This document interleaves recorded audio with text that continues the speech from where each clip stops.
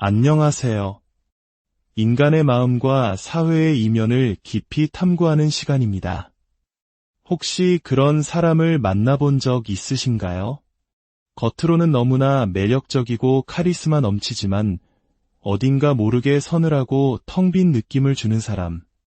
혹은 자신의 성공과 능력을 끊임없이 과시하며 주변의 모든 관심을 독차지해야만 직성이 풀리는 사람 말입니다. 영화나 드라마 속 인물 같지만 이들은 우리 주변에 분명히 존재합니다. 오늘 우리는 바로 이들, 인간 본성의 가장 어두운 단면을 보여주는 사이코패스와 나르시시스트의 심리 세계로 들어가 보고자 합니다. 그들이 어떻게 우리의 마음을 조종하고 사회를 자신의 무대로 만드는지 그 정교한 기술과 숨겨진 욕망을 파헤쳐 보겠습니다. 이 깊고 어쩌면 무거운 이야기에 들어가기 앞서 저희가 전해드리는 이야기가 인간관계의 복잡성을 이해하는 데 도움이 된다고 생각하신다면 구독과 공유를 통해 지혜를 널리 나누는 일에 동참해 주시길 바랍니다. 사이코패스는 자신의 이득을 위해 타인을 속이는 능력을 마치 자신이 전지전능하다는 증거처럼 사용합니다. 그들은 자신이 얼마나 똑똑하고 우월한지 확인하기 위해 당신을 기만하는 게임을 즐깁니다. 여기서 가장 무서운 점은 우리 대부분이 그들의 게임에 속수무책으로 넘어갈 수 있다는 사실입니다. 수십 년간 사이코패스를 연구해온 세계적인 권위자 로버트 헤어 박사의 고백은 이를 잘 보여줍니다. 그는 수백 명의 사이코패스를 직접 인터뷰하고 그 과정을 비디오로 녹화했습니다. 그런데도 그는 인터뷰를 하는 동안에는 항상 그들의 말을 믿게 되었다고 합니다. 대화가 끝난 후 녹화된 비디오를 다시 돌려보면서 어느 지점에서 자신이 속아 넘어갔는지 대화가 어떻게 교묘하게 왜곡되었는지를 비로소 파악할 수 있었다고 말합니다. 전문가조차 이럴진데 일반인은 오죽할까요? 우리 사회는 대화 중에 예의를 지키고 상대방의 말을 가급적 믿어주도록 교육받습니다.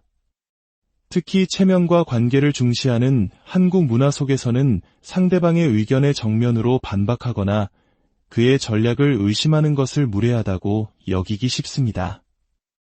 사이코패스는 바로 이 사회적 규범과 우리의 선량함을 역이용하는 데 도사들입니다. 그들은 어떻게 사람들을 조종해야 하는지 본능적으로 알고 있으며 당신이 그들의 조종에 면역력을 가질 확률은 지극히 낮습니다. 캐나다의 악명 높은 연쇄살인마 폴 버나도의 경찰 신문 영상을 보면 이 점이 극명하게 드러납니다. 그 영상 속에서 버나도는 마치 용의자가 아니라 회의를 주재하는 CEO처럼 행동합니다. 그는 자신을 신문하는 경찰관과 변호사들을 오히려 무능하고 무례하다며 몰아세웁니다. 17년 전의 사소한 몇 가지 일 때문에 나를 믿지 못하는 당신들이야말로 신뢰할 수 없는 사람들이라는 식의 논리를 펼칩니다. 여기서 그가 말하는 사소한 일이란 자신의 여자친구의 여동생을 포함한 여러 사람을 살해한 끔찍한 범죄입니다. 그는 태연하게 말합니다. 그건 아주 오래전 일이고 우린 이미 그 일을 넘어선 관계가 아닌가요? 나는 지금 당신들이 다른 범죄를 해결하는 걸 도우려고 이 자리에 와 있는데 당신들은 나를 거짓말쟁이로 몰고 있군요. 이건 공평하지 않아요. 라고 말이죠. 그리고 경찰이 무언가 답변하려 할 때 그는 자신의 손톱을 들여다봅니다.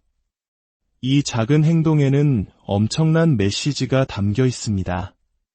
지금 내 손톱 밑에 낀 먼지가 당신의 어리석은 이야기보다 훨씬 더 중요하다는 극도의 무시와 경멸의 표현인 것입니다. 때로는 창밖을 보거나 허공을 응시하며 상대방의 존재 자체를 지워버립니다. 그의 비언어적 행동 하나하나는 상대를 압도하고 통제하려는 계산된 연기입니다. 만약 당신이 그가 누구인지 모른 채 음소거 상태로 그 영상을 본다면 아마도 유능한 CEO가 실적이 부진한 직원들을 질책하는 장면이라고 착각할 정도입니다. 그의 몸짓, 눈빛, 말투 모든 것이 권위와 통제력을 내뿜고 있기 때문입니다. 사이코패스가 위장한 포식자라면 나르시시스트는 노력 없이 얻은 명성과 지위를 갈망하는 존재입니다. 그들은 자신이 이룬 것보다 더 큰 평판과 지위를 얻기 위해 주변을 조종합니다. 왜 이런 행동을 할까요? 인간 사회를 포함한 많은 사회적 동물 집단에서 계층 구조의 상위에 오르는 것은 더 많은 자원과 번식의 기회를 의미하기 때문입니다. 특히 남성의 경우 사회적 지위는 짝을 선택하는 데 있어 가장 중요한 예측 변수 중 하나입니다. 나르시시스트는 바로 이 점을 모방합니다. 그들은 실제로 능력이 뒷받침되지 않더라도 마치 대단한 능력을 가진 것처럼 자신감 넘치는 태도를 연기합니다. 이 연기는 너무나 그럴듯해서 순진한 사람들을 속이기에 충분합니다. 이를 통해 그들은 부당한 사회적 지위를 얻고 더 많은 자원을 차지하려 합니다. 하지만 여기서 한 가지 짚고 넘어가야 할 점이 있습니다. 나르시시즘이 단지 능력 없는 사람들의 이야기는 아니라는 것입니다. 사회적으로 큰 성공을 거둔 일부 정치인이나 기업가들 중에서도 우리는 이런 모습을 발견할 수 있습니다.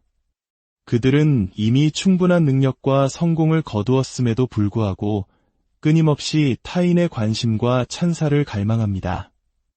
마치 밑 빠진 독에 물을 붓는 것처럼 그들의 인정 욕구는 채워지지 않습니다. 평범한 사람이라면 일을 마치고 가족과 조용한 시간을 보내며 만족을 느끼겠지만 그들은 세상의 모든 스포트라이트가 자신을 향해야만 만족합니다. 즉, 나르시시즘의 핵심에는 자신이 받아야 할 몫보다 더 많은 것을 원하고 자신의 가치를 스스로 부풀리는 팽창 심리가 자리 잡고 있습니다. 이러한 지배욕은 흔히 우리가 말하는 알파라는 개념과 연결됩니다. 많은 젊은이들이 무리의 우두머리인 알파가 되기를 꿈꿉니다. 하지만 자연계에서 알파의 삶은 우리가 상상하는 것처럼 화려하지만은 않습니다. 아프리카 초원에서 가젤무리를 관찰한 한 연구자의 이야기는 흥미롭습니다. 무리의 알파 수컷은 자신의 짝을 다른 수컷들로부터 지키기 위해 평생을 경계하며 살아야 합니다. 엄청난 스트레스 속에서 그의 수명은 고작 한 계절을 넘기지 못하고 결국 지쳐 죽게 됩니다. 인간 사회는 훨씬 더 복잡합니다. 만약 한 명의 리더가 독단적으로 모든 것을 결정하고 젊은 구성원들과 협력하지 않는다면 어떻게 될까요? 얼마 지나지 않아 젊은이들은 연대하여 그를 몰아내고 그가 이끌던 조직은 불안정해질 것입니다. 이는 역사 속에서도 쉽게 찾아볼 수 있습니다. 우리 역사 속에서 폭군으로 기록된 왕들은 대부분 짧은 통치 기간을 끝으로 비극적인 최후를 맞았습니다. 반면 세종대왕처럼 신하들과 소통하고 백성을 위한 정치를 펼쳤던 성군들은 오랫동안 안정적인 국가를 이끌며 존경받았습니다. 결국 진정한 의미의 알파, 즉 성공적인 리더는 단순히 힘으로 군림하는 폭군이 아닙니다. 오히려 구성원들 사이의 갈등을 중재하는 평화 중재자이자 젊은 세대와 협력하여 공동체의 안정을 이끄는 사람입니다. 단기적인 이익을 위해 폭력과 조종을 일삼는 갱단 두목의 삶이 짧고 비참하게 끝나는 것처럼 독단적인 리더십은 결코 오래 지속될 수 없습니다. 심리학자들은 이러한 인간 성격의 어두운 측면을 체계적으로 연구하기 위해 어둠의 3요소, 그리고 최근에는 어둠의 4요소라는 개념을 만들었습니다. 이는 기존의 표준적인 성격 모델이 평범한 사람들의 특성에만 초점을 맞추고 반사회적이거나 병리적인 측면을 제대로 설명하지 못했기 때문입니다. 첫 번째 요소는 마키아벨리즘입니다. 마키아벨리즘 성향이 강한 사람들은 모든 인간관계를 자신의 이익을 위한 수단으로 여깁니다. 그들은 대화를 시작하기 전에 이 사람에게서 무엇을 얻을 수 있을까?를 먼저 계산하고 원하는 것을 얻기 위해 교묘하게 언어를 조종합니다. 두 번째는 우리가 앞에서 살펴본 나르시시즘입니다. 이들은 노력 없이 사회적 지위를 얻고 모든 관심을 독차지하려 합니다. 만약 당신이 나르시시스트와 연인 관계에 있다면 그는 당신의 가족이나 친구들을 모두 떼어놓으려 할 것입니다. 당신의 세상에서 오직 자신만이 유일한 관심의 대상이 되도록 만드는 것입니다. 그리고 이것은 그들이 당신에게 슬과케를 수많은 게임의 시작에 불과합니다. 세 번째는 사이코패시입니다. 사이코패스는 타인에게 기생하는 포식자입니다. 그들은 당신이 가진 모든 것을 빼앗으려 하고 당신의 노동력에 기생하여 살아갑니다.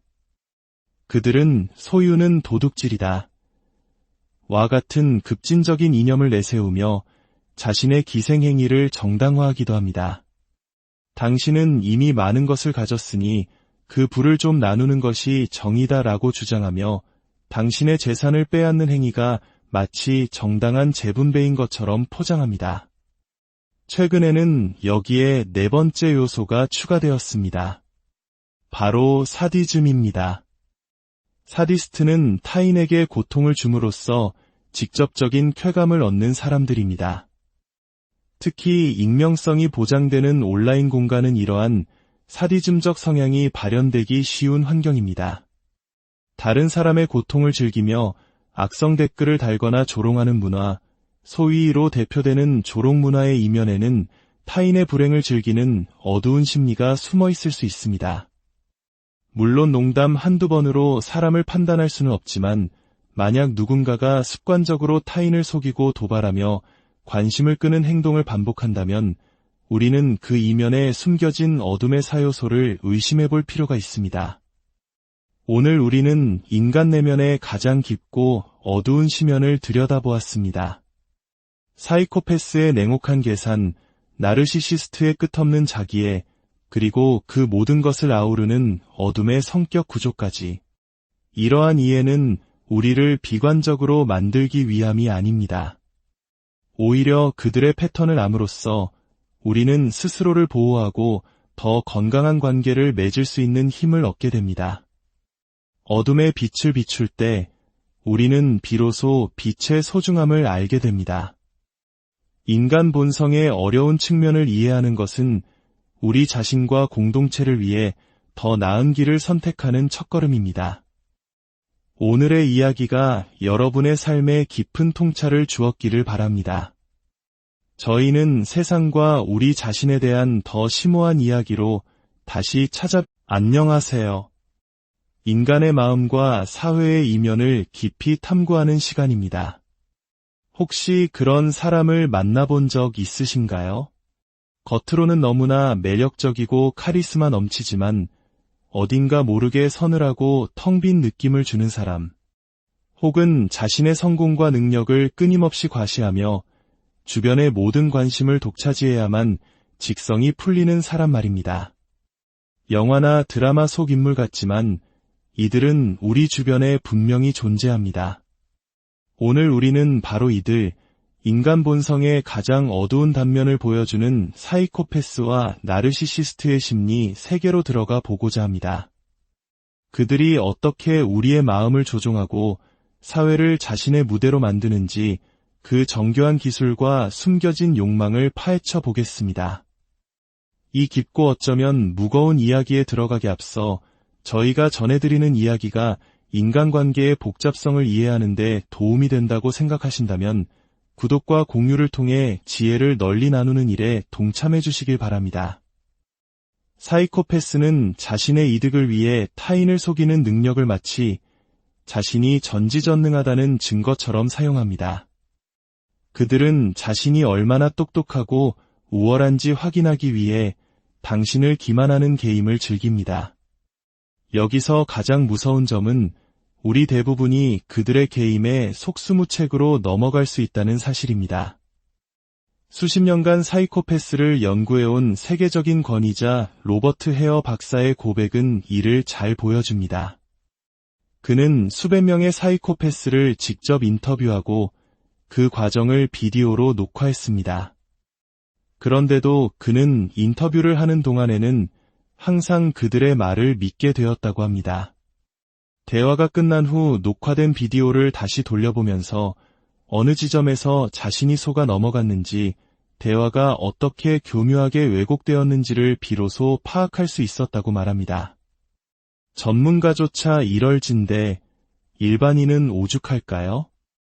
우리 사회는 대화 중에 예의를 지키고 상대방의 말을 가급적 믿어주도록 교육받습니다. 특히 체면과 관계를 중시하는 한국 문화 속에서는 상대방의 의견에 정면으로 반박하거나 그의 전략을 의심하는 것을 무례하다고 여기기 쉽습니다. 사이코패스는 바로 이 사회적 규범과 우리의 선량함을 역이용하는 데 도사들입니다. 그들은 어떻게 사람들을 조종해야 하는지 본능적으로 알고 있으며 당신이 그들의 조종에 면역력을 가질 확률은 지극히 낮습니다. 캐나다의 악명 높은 연쇄살인마 폴 버나도의 경찰 신문 영상을 보면 이 점이 극명하게 드러납니다.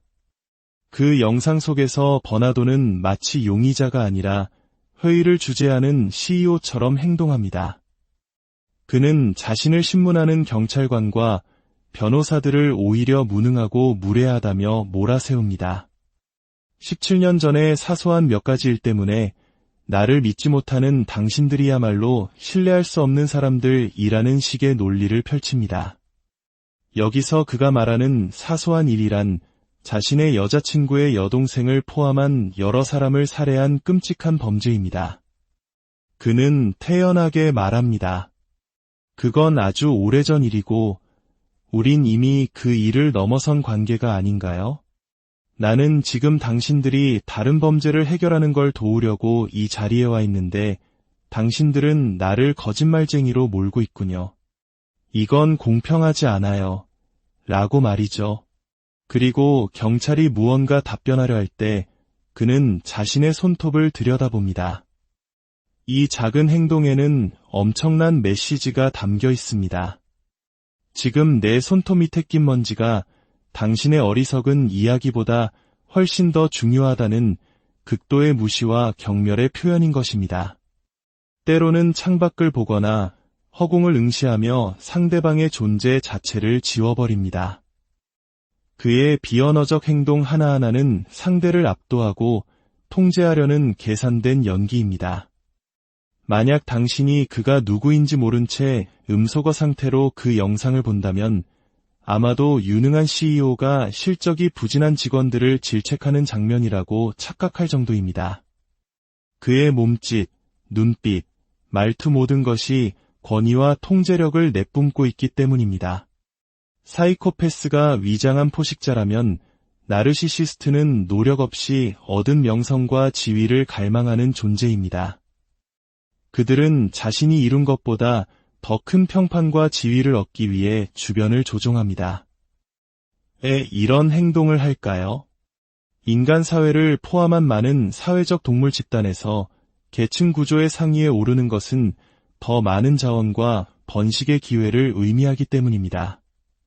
특히 남성의 경우 사회적 지위는 짝을 선택하는 데 있어 가장 중요한 예측 변수 중 하나입니다. 나르시시스트는 바로 이 점을 모방합니다.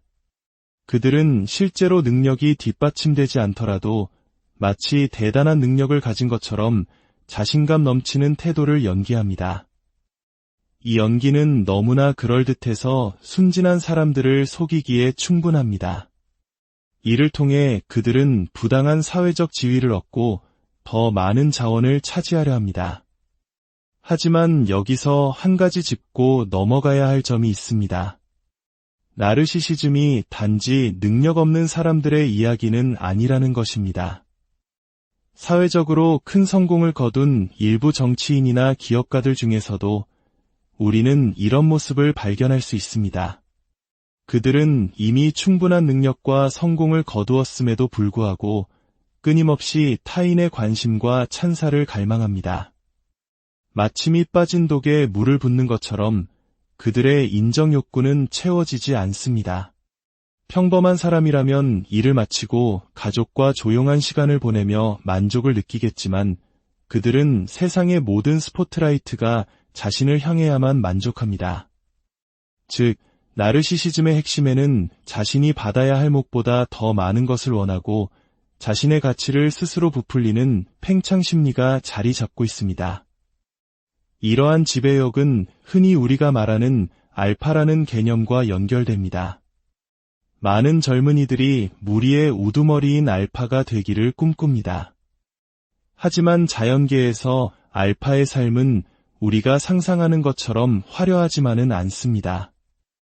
아프리카 초원에서 가젤무리를 관찰한 한 연구자의 이야기는 흥미롭습니다.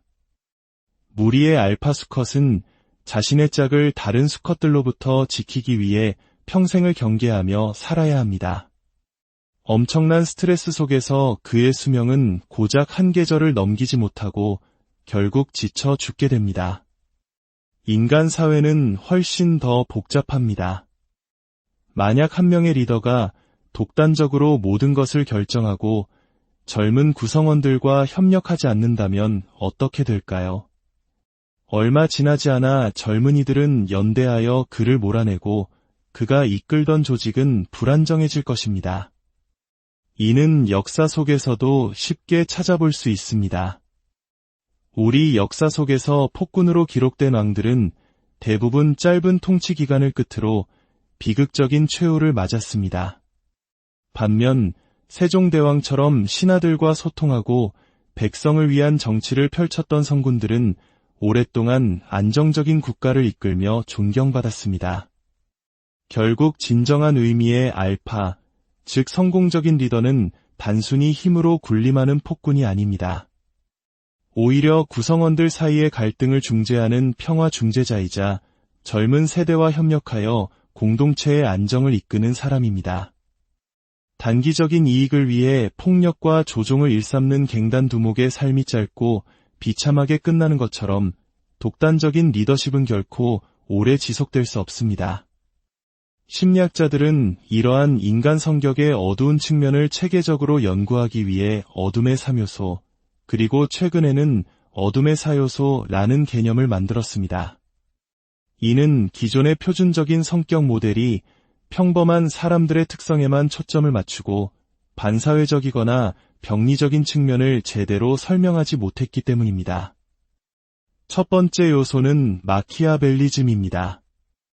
마키아벨리즘 성향이 강한 사람들은 모든 인간관계를 자신의 이익을 위한 수단으로 여깁니다. 그들은 대화를 시작하기 전에 이 사람에게서 무엇을 얻을 수 있을까? 를 먼저 계산하고 원하는 것을 얻기 위해 교묘하게 언어를 조종합니다. 두 번째는 우리가 앞에서 살펴본 나르시시즘입니다. 이들은 노력 없이 사회적 지위를 얻고 모든 관심을 독차지하려 합니다. 만약 당신이 나르시시스트와 연인 관계에 있다면 그는 당신의 가족이나 친구들을 모두 떼어놓으려 할 것입니다. 당신의 세상에서 오직 자신만이 유일한 관심의 대상이 되도록 만드는 것입니다. 그리고 이것은 그들이 당신에게 슬과케를 수많은 게임의 시작에 불과합니다. 세 번째는 사이코패시입니다. 사이코패스는 타인에게 기생하는 포식자입니다. 그들은 당신이 가진 모든 것을 빼앗으려 하고 당신의 노동력에 기생하여 살아갑니다. 그들은 소유는 도둑질이다. 와 같은 급진적인 이념을 내세우며 자신의 기생행위를 정당화하기도 합니다. 당신은 이미 많은 것을 가졌으니 그 부를 좀 나누는 것이 정의다라고 주장하며 당신의 재산을 빼앗는 행위가 마치 정당한 재분배인 것처럼 포장합니다. 최근에는 여기에 네 번째 요소가 추가되었습니다. 바로 사디즘입니다. 사디스트는 타인에게 고통을 줌으로써 직접적인 쾌감을 얻는 사람들입니다. 특히 익명성이 보장되는 온라인 공간은 이러한 사디즘적 성향이 발현되기 쉬운 환경입니다. 다른 사람의 고통을 즐기며 악성 댓글을 달거나 조롱하는 문화, 소위로 대표되는 조롱 문화의 이면에는 타인의 불행을 즐기는 어두운 심리가 숨어 있을 수 있습니다. 물론 농담 한두 번으로 사람을 판단할 수는 없지만 만약 누군가가 습관적으로 타인을 속이고 도발하며 관심을 끄는 행동을 반복한다면 우리는 그 이면에 숨겨진 어둠의 사요소를 의심해 볼 필요가 있습니다. 오늘 우리는 인간 내면의 가장 깊고 어두운 심연을 들여다보았습니다. 사이코패스의 냉혹한 계산, 나르시시스트의 끝없는 자기애, 그리고 그 모든 것을 아우르는 어둠의 성격 구조까지. 이러한 이해는 우리를 비관적으로 만들기 위함이 아닙니다. 오히려 그들의 패턴을 암으로써 우리는 스스로를 보호하고 더 건강한 관계를 맺을 수 있는 힘을 얻게 됩니다. 어둠의 빛을 비출 때 우리는 비로소 빛의 소중함을 알게 됩니다. 인간 본성의 어려운 측면을 이해하는 것은 우리 자신과 공동체를 위해 더 나은 길을 선택하는 첫걸음입니다. 오늘의 이야기가 여러분의 삶에 깊은 통찰을 주었기를 바랍니다. 저희는 세상과 우리 자신에 대한 더 심오한 이야기로 다시 안녕하세요. 인간의 마음과 사회의 이면을 깊이 탐구하는 시간입니다. 혹시 그런 사람을 만나본 적 있으신가요? 겉으로는 너무나 매력적이고 카리스마 넘치지만 어딘가 모르게 서늘하고 텅 빈 느낌을 주는 사람, 혹은 자신의 성공과 능력을 끊임없이 과시하며 주변의 모든 관심을 독차지해야만 직성이 풀리는 사람 말입니다. 영화나 드라마 속 인물 같지만 이들은 우리 주변에 분명히 존재합니다. 오늘 우리는 바로 이들, 인간 본성의 가장 어두운 단면을 보여주는 사이코패스와 나르시시스트의 심리 세계로 들어가 보고자 합니다. 그들이 어떻게 우리의 마음을 조종하고 사회를 자신의 무대로 만드는지 그 정교한 기술과 숨겨진 욕망을 파헤쳐 보겠습니다. 이 깊고 어쩌면 무거운 이야기에 들어가기 앞서 저희가 전해드리는 이야기가 인간관계의 복잡성을 이해하는 데 도움이 된다고 생각하신다면 구독과 공유를 통해 지혜를 널리 나누는 일에 동참해 주시길 바랍니다. 사이코패스는 자신의 이득을 위해 타인을 속이는 능력을 마치 자신이 전지전능하다는 증거처럼 사용합니다. 그들은 자신이 얼마나 똑똑하고 우월한지 확인하기 위해 당신을 기만하는 게임을 즐깁니다. 여기서 가장 무서운 점은 우리 대부분이 그들의 게임에 속수무책으로 넘어갈 수 있다는 사실입니다. 수십 년간 사이코패스를 연구해온 세계적인 권위자 로버트 헤어 박사의 고백은 이를 잘 보여줍니다. 그는 수백 명의 사이코패스를 직접 인터뷰하고 그 과정을 비디오로 녹화했습니다. 그런데도 그는 인터뷰를 하는 동안에는 항상 그들의 말을 믿게 되었다고 합니다. 대화가 끝난 후 녹화된 비디오를 다시 돌려보면서 어느 지점에서 자신이 속아 넘어갔는지, 대화가 어떻게 교묘하게 왜곡되었는지를 비로소 파악할 수 있었다고 말합니다. 전문가조차 이럴진데 일반인은 오죽할까요? 우리 사회는 대화 중에 예의를 지키고 상대방의 말을 가급적 믿어주도록 교육받습니다. 특히 체면과 관계를 중시하는 한국 문화 속에서는 상대방의 의견에 정면으로 반박하거나 그의 전략을 의심하는 것을 무례하다고 여기기 쉽습니다. 사이코패스는 바로 이 사회적 규범과 우리의 선량함을 역이용하는 데 도사들입니다. 그들은 어떻게 사람들을 조종해야 하는지 본능적으로 알고 있으며 당신이 그들의 조종에 면역력을 가질 확률은 지극히 낮습니다. 캐나다의 악명 높은 연쇄살인마 폴 버나도의 경찰 신문 영상을 보면 이 점이 극명하게 드러납니다.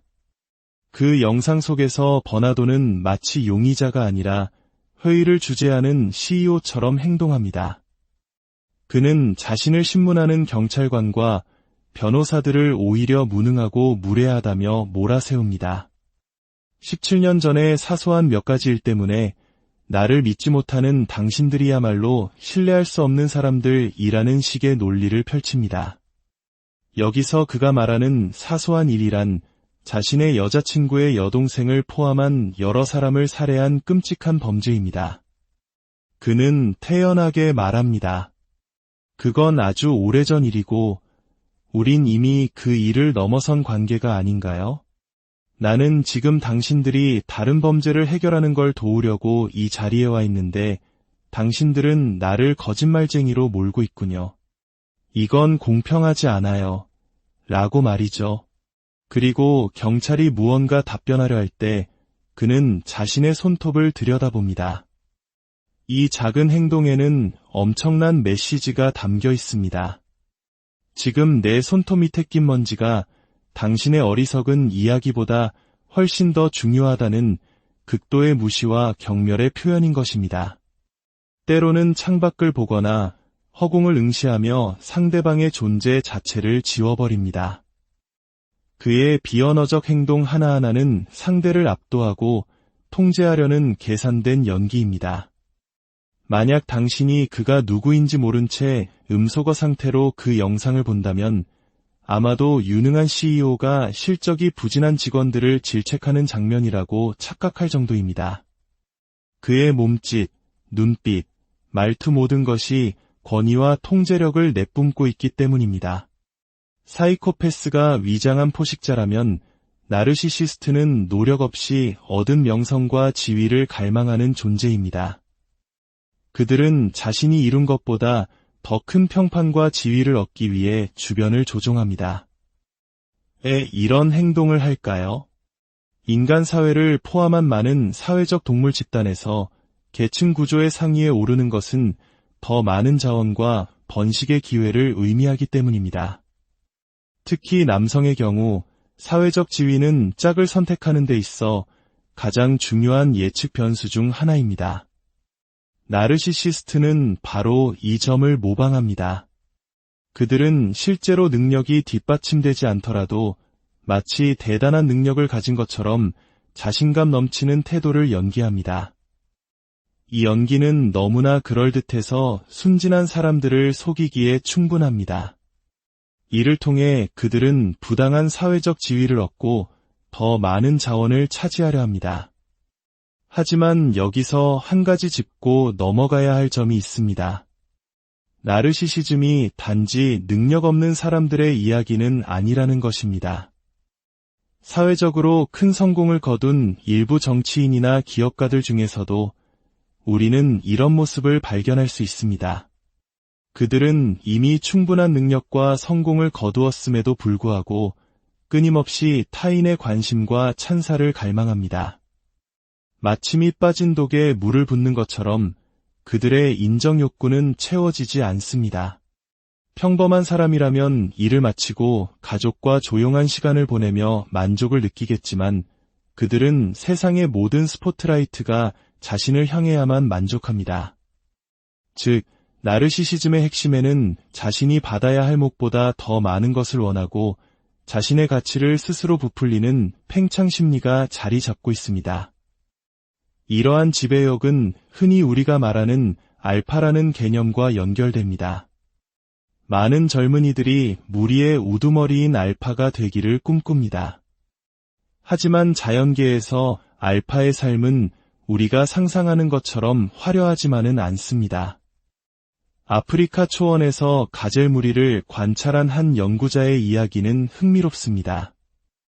무리의 알파 수컷은 자신의 짝을 다른 수컷들로부터 지키기 위해 평생을 경계하며 살아야 합니다. 엄청난 스트레스 속에서 그의 수명은 고작 한 계절을 넘기지 못하고 결국 지쳐 죽게 됩니다. 인간 사회는 훨씬 더 복잡합니다. 만약 한 명의 리더가 독단적으로 모든 것을 결정하고 젊은 구성원들과 협력하지 않는다면 어떻게 될까요? 얼마 지나지 않아 젊은이들은 연대하여 그를 몰아내고 그가 이끌던 조직은 불안정해질 것입니다. 이는 역사 속에서도 쉽게 찾아볼 수 있습니다. 우리 역사 속에서 폭군으로 기록된 왕들은 대부분 짧은 통치 기간을 끝으로 비극적인 최후를 맞았습니다. 반면 세종대왕처럼 신하들과 소통하고 백성을 위한 정치를 펼쳤던 성군들은 오랫동안 안정적인 국가를 이끌며 존경받았습니다. 결국 진정한 의미의 알파, 즉 성공적인 리더는 단순히 힘으로 군림하는 폭군이 아닙니다. 오히려 구성원들 사이의 갈등을 중재하는 평화 중재자이자 젊은 세대와 협력하여 공동체의 안정을 이끄는 사람입니다. 단기적인 이익을 위해 폭력과 조종을 일삼는 갱단 두목의 삶이 짧고 비참하게 끝나는 것처럼 독단적인 리더십은 결코 오래 지속될 수 없습니다. 심리학자들은 이러한 인간 성격의 어두운 측면을 체계적으로 연구하기 위해 어둠의 3요소, 그리고 최근에는 어둠의 4요소라는 개념을 만들었습니다. 이는 기존의 표준적인 성격 모델이 평범한 사람들의 특성에만 초점을 맞추고 반사회적이거나 병리적인 측면을 제대로 설명하지 못했기 때문입니다. 첫 번째 요소는 마키아벨리즘입니다. 마키아벨리즘 성향이 강한 사람들은 모든 인간관계를 자신의 이익을 위한 수단으로 여깁니다. 그들은 대화를 시작하기 전에 이 사람에게서 무엇을 얻을 수 있을까? 를 먼저 계산하고 원하는 것을 얻기 위해 교묘하게 언어를 조종합니다. 두 번째는 우리가 앞에서 살펴본 나르시시즘입니다. 이들은 노력 없이 사회적 지위를 얻고 모든 관심을 독차지하려 합니다. 만약 당신이 나르시시스트와 연인 관계에 있다면 그는 당신의 가족이나 친구들을 모두 떼어놓으려 할 것입니다. 당신의 세상에서 오직 자신만이 유일한 관심의 대상이 되도록 만드는 것입니다.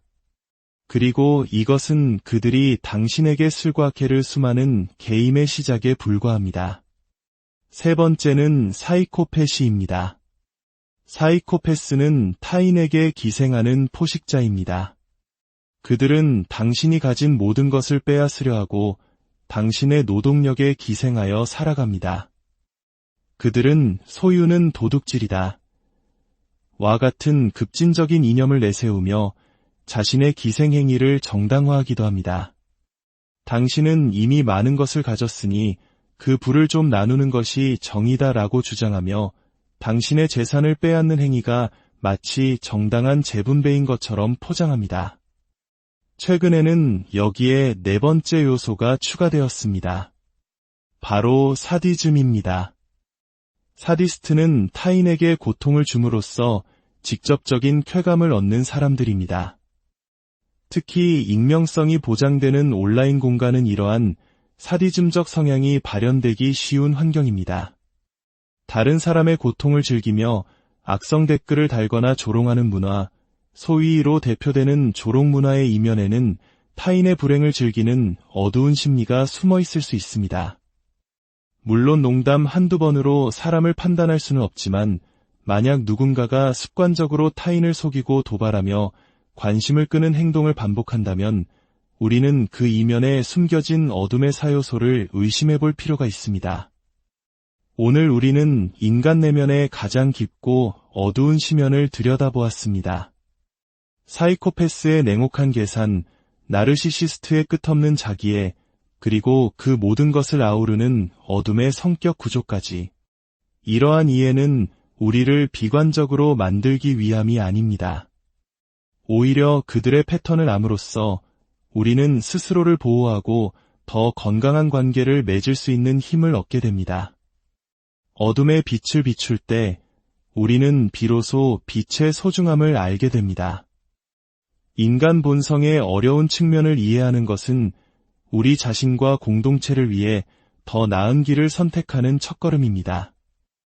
오늘의 이야기가 여러분의 삶에 깊은 통찰을 주었기를 바랍니다.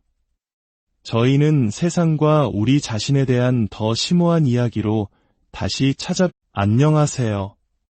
인간의 마음과 사회의 이면을 깊이 탐구하는 시간입니다. 혹시 그런 사람을 만나본 적 있으신가요? 겉으로는 너무나 매력적이고 카리스마 넘치지만 어딘가 모르게 서늘하고 텅 빈 느낌을 주는 사람. 혹은 자신의 성공과 능력을 끊임없이 과시하며 주변의 모든 관심을 독차지해야만 직성이 풀리는 사람 말입니다. 영화나 드라마 속 인물 같지만 이들은 우리 주변에 분명히 존재합니다. 오늘 우리는 바로 이들, 인간 본성의 가장 어두운 단면을 보여주는 사이코패스와 나르시시스트의 심리 세계로 들어가 보고자 합니다. 그들이 어떻게 우리의 마음을 조종하고 사회를 자신의 무대로 만드는지 그 정교한 기술과 숨겨진 욕망을 파헤쳐 보겠습니다. 이 깊고 어쩌면 무거운 이야기에 들어가기 앞서 저희가 전해드리는 이야기가 인간관계의 복잡성을 이해하는 데 도움이 된다고 생각하신다면 구독과 공유를 통해 지혜를 널리 나누는 일에 동참해 주시길 바랍니다. 사이코패스는 자신의 이득을 위해 타인을 속이는 능력을 마치 자신이 전지전능하다는 증거처럼 사용합니다. 그들은 자신이 얼마나 똑똑하고 우월한지 확인하기 위해 당신을 기만하는 게임을 즐깁니다. 여기서 가장 무서운 점은 우리 대부분이 그들의 게임에 속수무책으로 넘어갈 수 있다는 사실입니다. 수십 년간 사이코패스를 연구해온 세계적인 권위자 로버트 헤어 박사의 고백은 이를 잘 보여줍니다. 그는 수백 명의 사이코패스를 직접 인터뷰하고 그 과정을 비디오로 녹화했습니다. 그런데도 그는 인터뷰를 하는 동안에는 항상 그들의 말을 믿게 되었다고 합니다. 대화가 끝난 후 녹화된 비디오를 다시 돌려보면서 어느 지점에서 자신이 속아 넘어갔는지, 대화가 어떻게 교묘하게 왜곡되었는지를 비로소 파악할 수 있었다고 말합니다.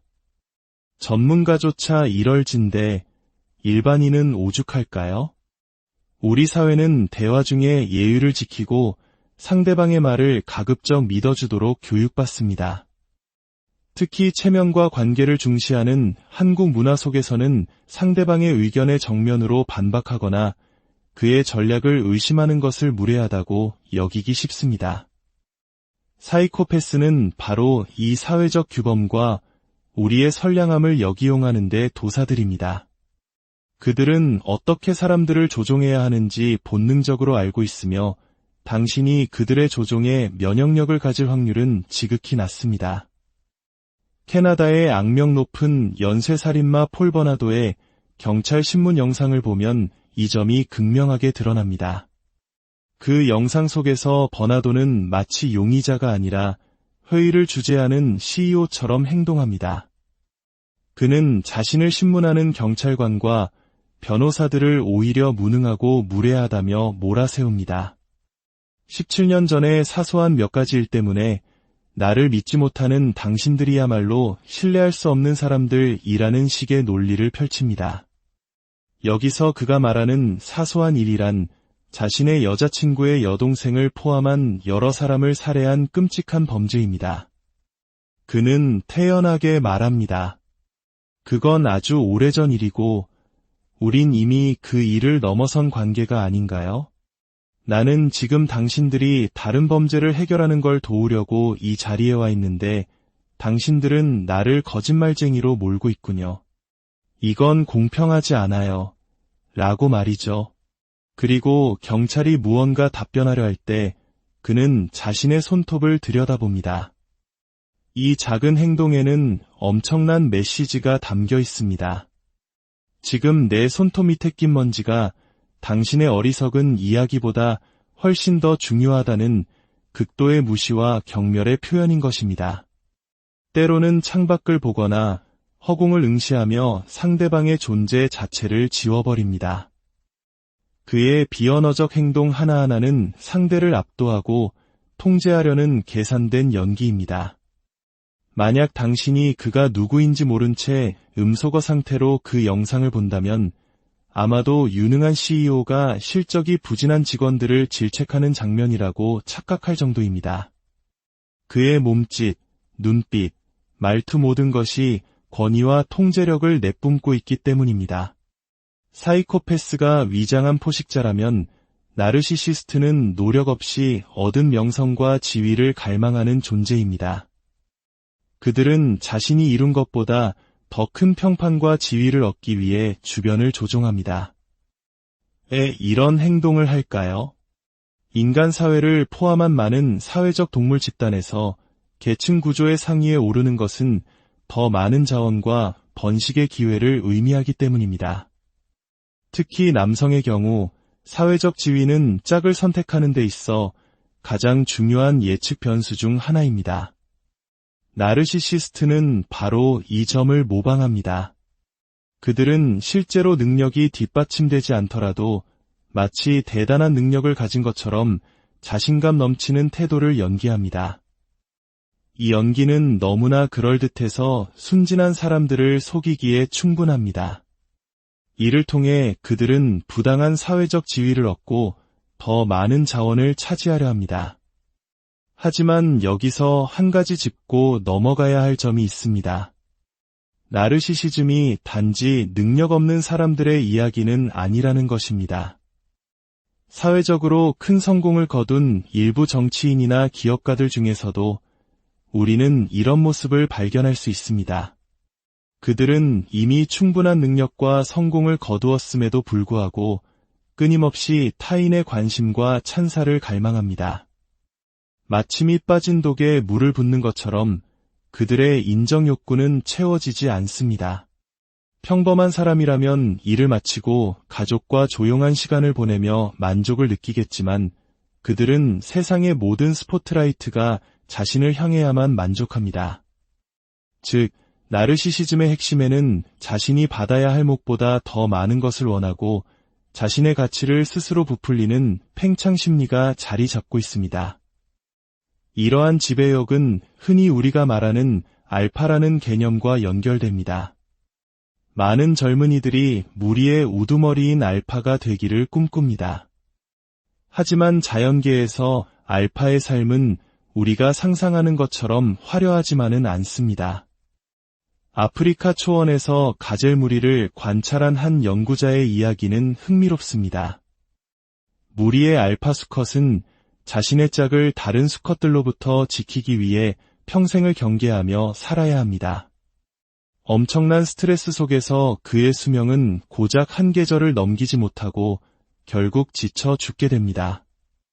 인간 사회는 훨씬 더 복잡합니다. 만약 한 명의 리더가 독단적으로 모든 것을 결정하고 젊은 구성원들과 협력하지 않는다면 어떻게 될까요? 얼마 지나지 않아 젊은이들은 연대하여 그를 몰아내고 그가 이끌던 조직은 불안정해질 것입니다. 이는 역사 속에서도 쉽게 찾아볼 수 있습니다. 우리 역사 속에서 폭군으로 기록된 왕들은 대부분 짧은 통치 기간을 끝으로 비극적인 최후를 맞았습니다. 반면 세종대왕처럼 신하들과 소통하고 백성을 위한 정치를 펼쳤던 성군들은 오랫동안 안정적인 국가를 이끌며 존경받았습니다. 결국 진정한 의미의 알파, 즉 성공적인 리더는 단순히 힘으로 군림하는 폭군이 아닙니다. 오히려 구성원들 사이의 갈등을 중재하는 평화 중재자이자 젊은 세대와 협력하여 공동체의 안정을 이끄는 사람입니다. 단기적인 이익을 위해 폭력과 조종을 일삼는 갱단두목의 삶이 짧고 비참하게 끝나는 것처럼 독단적인 리더십은 결코 오래 지속될 수 없습니다. 심리학자들은 이러한 인간 성격의 어두운 측면을 체계적으로 연구하기 위해 어둠의 3요소, 그리고 최근에는 어둠의 4요소라는 개념을 만들었습니다. 이는 기존의 표준적인 성격 모델이 평범한 사람들의 특성에만 초점을 맞추고 반사회적이거나 병리적인 측면을 제대로 설명하지 못했기 때문입니다. 첫 번째 요소는 마키아벨리즘입니다. 마키아벨리즘 성향이 강한 사람들은 모든 인간관계를 자신의 이익을 위한 수단으로 여깁니다. 그들은 대화를 시작하기 전에 이 사람에게서 무엇을 얻을 수 있을까? 를 먼저 계산하고 원하는 것을 얻기 위해 교묘하게 언어를 조종합니다. 두 번째는 우리가 앞에서 살펴본 나르시시즘입니다. 이들은 노력 없이 사회적 지위를 얻고 모든 관심을 독차지하려 합니다. 만약 당신이 나르시시스트와 연인 관계에 있다면 그는 당신의 가족이나 친구들을 모두 떼어놓으려 할 것입니다. 당신의 세상에서 오직 자신만이 유일한 관심의 대상이 되도록 만드는 것입니다. 그리고 이것은 그들이 당신에게 술과 개를 수많은 게임의 시작에 불과합니다. 세 번째는 사이코패시입니다. 사이코패스는 타인에게 기생하는 포식자입니다. 그들은 당신이 가진 모든 것을 빼앗으려 하고 당신의 노동력에 기생하여 살아갑니다. 그들은 소유는 도둑질이다. 와 같은 급진적인 이념을 내세우며 자신의 기생행위를 정당화하기도 합니다. 당신은 이미 많은 것을 가졌으니 그 부를 좀 나누는 것이 정의다라고 주장하며 당신의 재산을 빼앗는 행위가 마치 정당한 재분배인 것처럼 포장합니다. 최근에는 여기에 네 번째 요소가 추가되었습니다. 바로 사디즘입니다. 사디스트는 타인에게 고통을 줌으로써 직접적인 쾌감을 얻는 사람들입니다. 특히 익명성이 보장되는 온라인 공간은 이러한 사디즘적 성향이 발현되기 쉬운 환경입니다.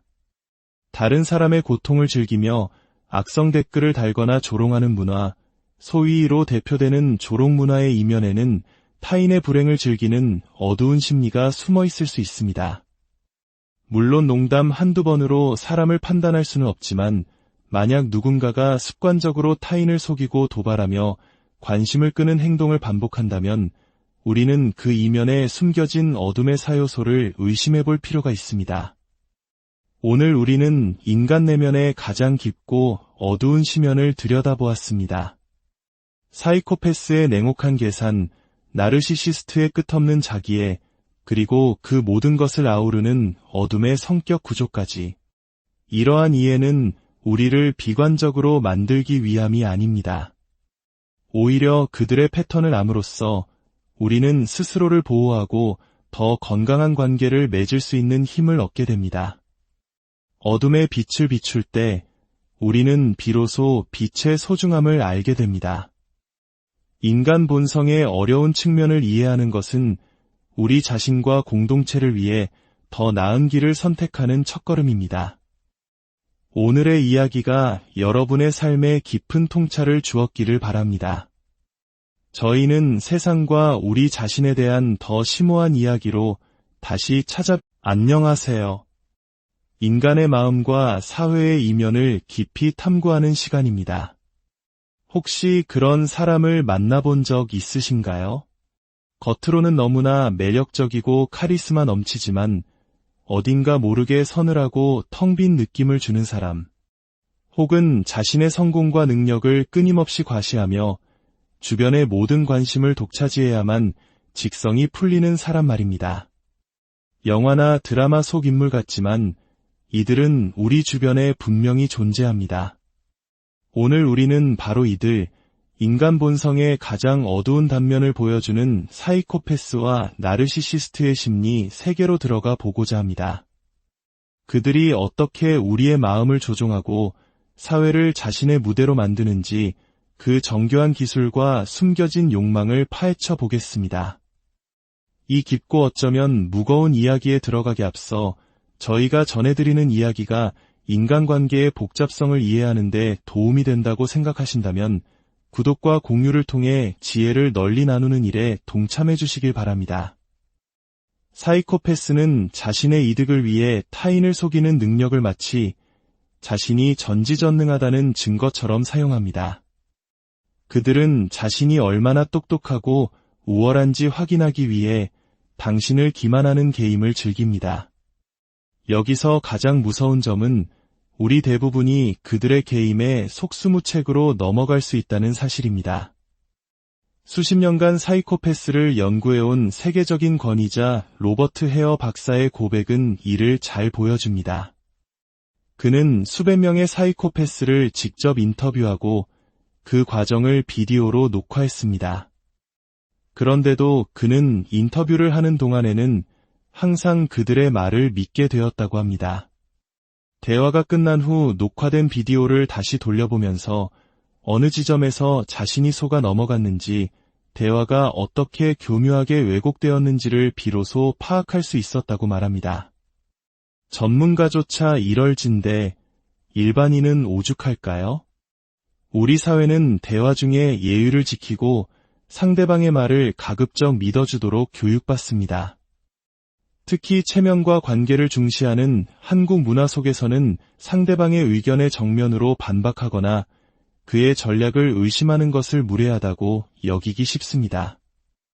사이코패스는 바로 이 사회적 규범과 우리의 선량함을 역이용하는 데 도사들입니다. 그들은 어떻게 사람들을 조종해야 하는지 본능적으로 알고 있으며 당신이 그들의 조종에 면역력을 가질 확률은 지극히 낮습니다. 캐나다의 악명 높은 연쇄살인마 폴 버나도의 경찰 신문 영상을 보면 이 점이 극명하게 드러납니다. 그 영상 속에서 버나도는 마치 용의자가 아니라 회의를 주재하는 CEO처럼 행동합니다. 그는 자신을 신문하는 경찰관과 변호사들을 오히려 무능하고 무례하다며 몰아세웁니다. 17년 전의 사소한 몇 가지 일 때문에 나를 믿지 못하는 당신들이야말로 신뢰할 수 없는 사람들이라는 식의 논리를 펼칩니다. 여기서 그가 말하는 사소한 일이란 자신의 여자친구의 여동생을 포함한 여러 사람을 살해한 끔찍한 범죄입니다. 그는 태연하게 말합니다. 그건 아주 오래전 일이고 우린 이미 그 일을 넘어선 관계가 아닌가요? 나는 지금 당신들이 다른 범죄를 해결하는 걸 도우려고 이 자리에 와 있는데 당신들은 나를 거짓말쟁이로 몰고 있군요. 이건 공평하지 않아요. 라고 말이죠. 그리고 경찰이 무언가 답변하려 할 때 그는 자신의 손톱을 들여다봅니다. 이 작은 행동에는 엄청난 메시지가 담겨 있습니다. 지금 내 손톱 밑에 낀 먼지가 당신의 어리석은 이야기보다 훨씬 더 중요하다는 극도의 무시와 경멸의 표현인 것입니다. 때로는 창밖을 보거나 허공을 응시하며 상대방의 존재 자체를 지워버립니다. 그의 비언어적 행동 하나하나는 상대를 압도하고 통제하려는 계산된 연기입니다. 만약 당신이 그가 누구인지 모른 채 음소거 상태로 그 영상을 본다면 아마도 유능한 CEO가 실적이 부진한 직원들을 질책하는 장면이라고 착각할 정도입니다.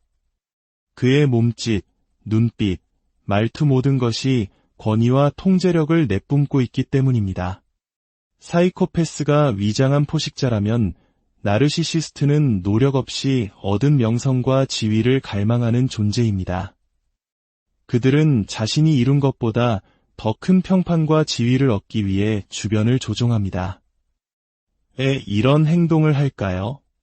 인간 사회를 포함한 많은 사회적 동물 집단에서 계층 구조의 상위에 오르는 것은 더 많은 자원과 번식의 기회를 의미하기 때문입니다. 특히 남성의 경우 사회적 지위는 짝을 선택하는 데 있어 가장 중요한 예측 변수 중 하나입니다. 나르시시스트는 바로 이 점을 모방합니다.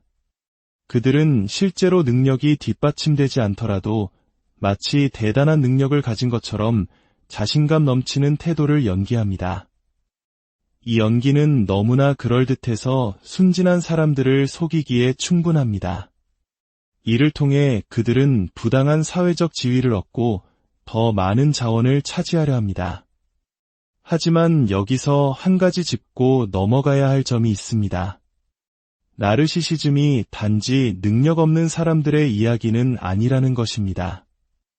사회적으로 큰 성공을 거둔 일부 정치인이나 기업가들 중에서도 우리는 이런 모습을 발견할 수 있습니다. 그들은 이미 충분한 능력과 성공을 거두었음에도 불구하고 끊임없이 타인의 관심과 찬사를 갈망합니다. 마침이 빠진 독에 물을 붓는 것처럼 그들의 인정 욕구는 채워지지 않습니다. 평범한 사람이라면 일을 마치고 가족과 조용한 시간을 보내며 만족을 느끼겠지만 그들은 세상의 모든 스포트라이트가 자신을 향해야만 만족합니다. 즉, 나르시시즘의 핵심에는 자신이 받아야 할 몫보다 더 많은 것을 원하고 자신의 가치를 스스로 부풀리는 팽창 심리가 자리 잡고 있습니다. 이러한 지배력은 흔히 우리가 말하는 알파라는 개념과 연결됩니다. 많은 젊은이들이 무리의 우두머리인 알파가 되기를 꿈꿉니다. 하지만 자연계에서 알파의 삶은 우리가 상상하는 것처럼 화려하지만은 않습니다. 아프리카 초원에서 가젤 무리를 관찰한 한 연구자의 이야기는 흥미롭습니다. 무리의 알파 수컷은 자신의 짝을 다른 수컷들로부터 지키기 위해 평생을 경계하며 살아야 합니다. 엄청난 스트레스 속에서 그의 수명은